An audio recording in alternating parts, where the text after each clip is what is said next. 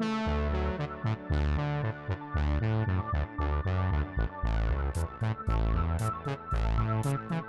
is the Retrobit Wireless Super Retro Controller. This is a solo bundle, which of course includes one wireless dongle as well as the controller itself.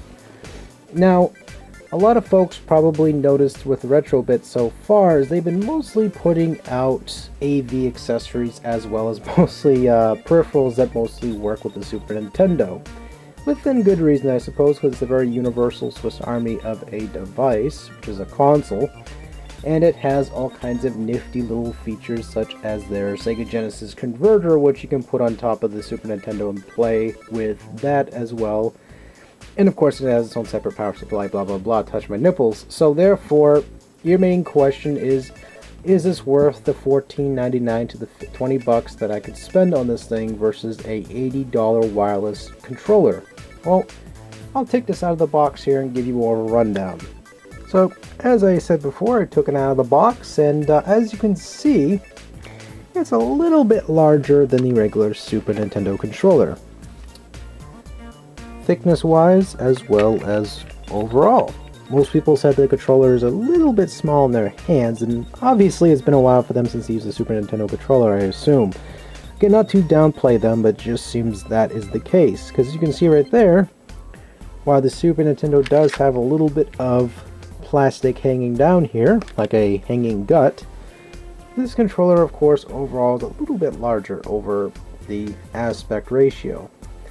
The controller itself does power on at the bottom, which is preferable to keep it off when you're not using it. At the bottom here, on the left hand side, you press the select and start button, obviously, to start up the device. Every time you start up the controller, you press these two buttons, it flickers, you have a seizure a couple times, then you play a game. So again, the wireless dongle to make this synchronize is you press that, it synchronizes, and then you play it. Now this of course is for the first initial setup. Once it sees each other, you don't need to do that. They're a pretty much compatible relationship and they pretty much stay loyal to you for a while. Overall, the product, I'm going to give a couple downloads to the product itself.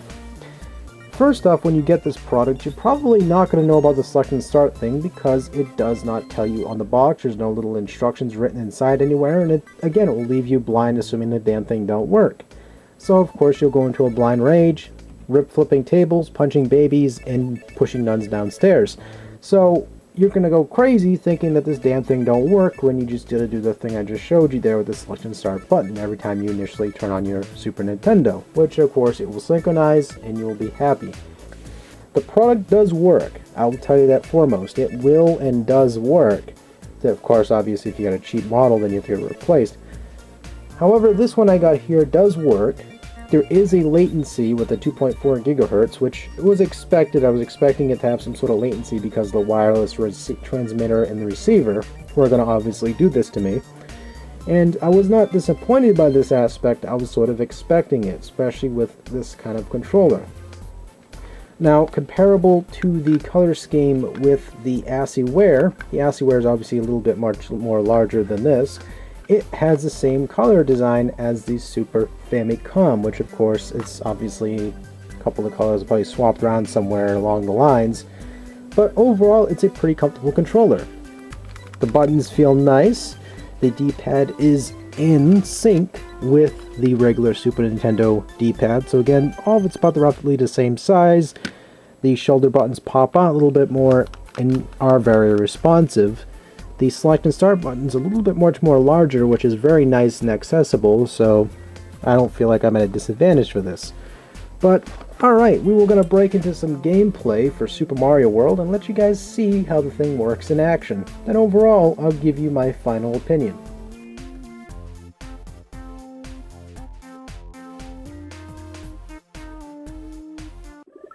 I do apologize ahead of time for the way this is all set up with the camera to screen. So, I'm going to hit Mario Game 1. It's already synchronized, actually, so I didn't have to do the select and start to make it synchronized. We're on the vanilla. Oops.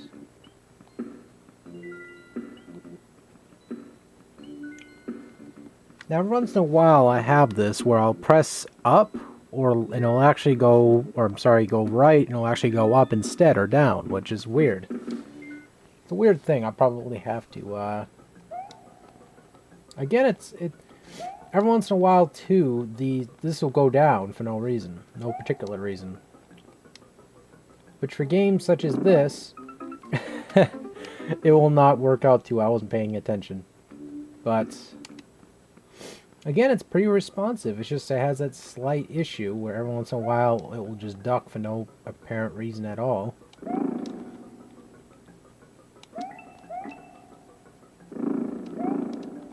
And again, I'm not here to play for perfection. As you can see, I'm generally dying like a madman.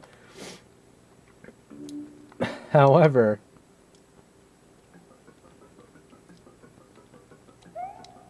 it works. I mean, it does what it needs to do.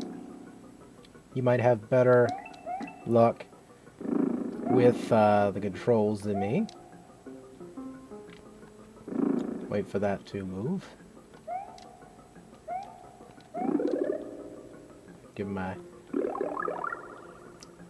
It's just every rare once in a while it will decide it wants to do whatever it wants with the controls. So...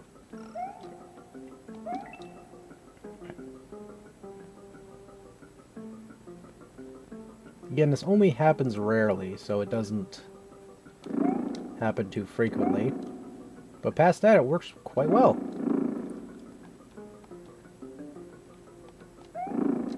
As you see, I was just trying to duck again, which is pretty bizarre.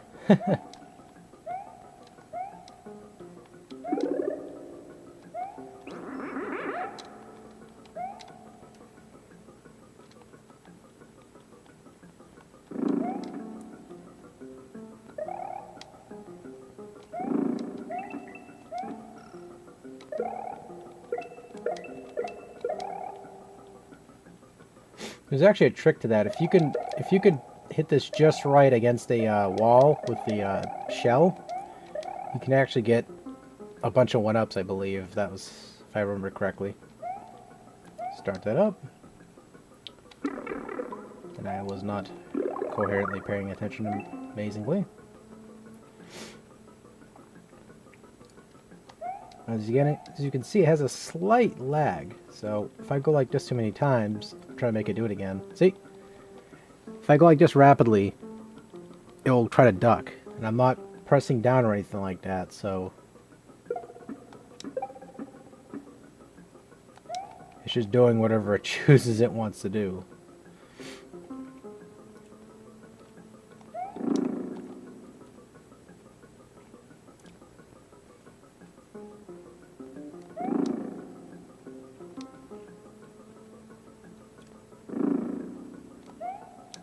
The product overall feels really nice. It's responsive at points, but again, mine's so far is just having that one slight issue where it'll just duck, or the latency. But most of the time, it's pretty responsive. However, I'm not, because I'm talking too much while I'm doing this. Yep, and I stupidly did that repulsing where I go backwards. So, overall, the controller works pretty well. Again, it might have some malfunction issues, but again, from a product from China, you don't expect masterful work here. So again, the product works quite well. It's functional, and for the price, it's very, very conveniently priced when it comes versus the other wireless controllers for the Super Nintendo on the market. So again, I do highly recommend this product, and take it easy, guys. Thank you guys so much for watching, and stay tuned for more reviews.